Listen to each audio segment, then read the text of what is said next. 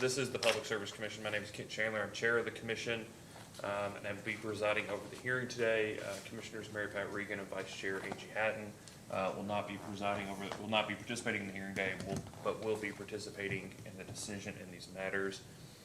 Today's hearings are for the purpose of hearing evidence where the Investigation Division of the Kentucky Public Service Commission has issued civil penalty assessments against individuals and businesses alleging violations of the Kentucky Underground Facility Damage Prevention Act, which I'll refer to as the Damage Prevention Act.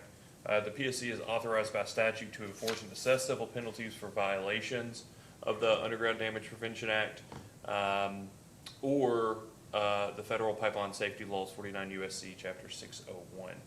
This morning we're here to hear two different cases. The first is case number 2023-172, Blackstone Paving LLC, doing business as Riverside Rentals and Rock. The other is case number 2023-00174, J&S Construction LLC. I'll just go in order of the cases and first call case number 2023-172, Blackstone Paving LLC, doing business as Riverside Rentals and Rock. So if all parties involved in that case will come forward.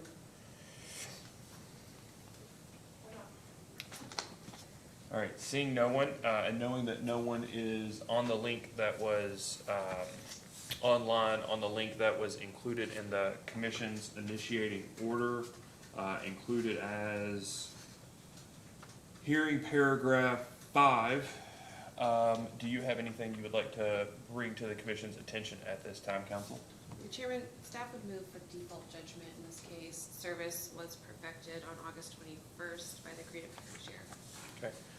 One question about the, I would ask you to tender the motion to do so, the motion for default judgment.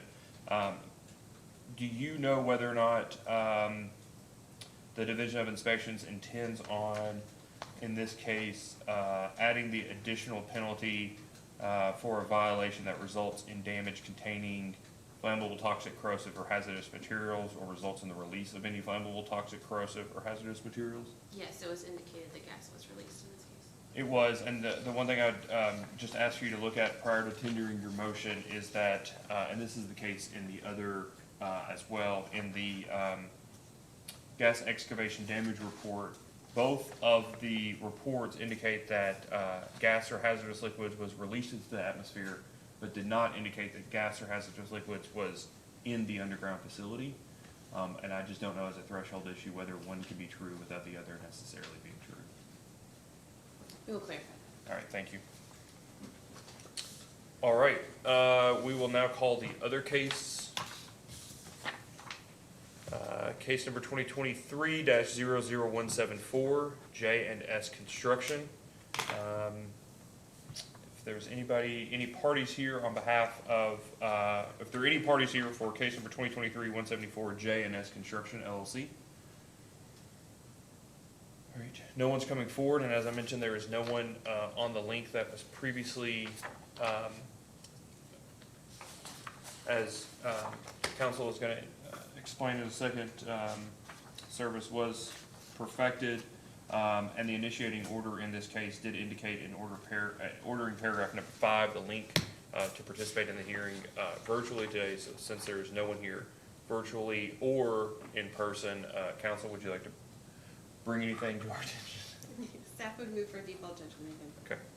All right, I appreciate that. The same goes for this case, as I mentioned, that it does indicate that gas was released, but does not indicate that gas was present or within the pipe at the time of the incident. So if you would address that in your motion, I would appreciate it. Okay. All right, if you would, council, tender both of those motions for formal consideration, and along with the motions, tender a proposed order to that effect. The commission will take both of those under advisement. Is there anything else that we need to take the commission needs to take under consideration at the hearing this morning? No, Chairman. Okay.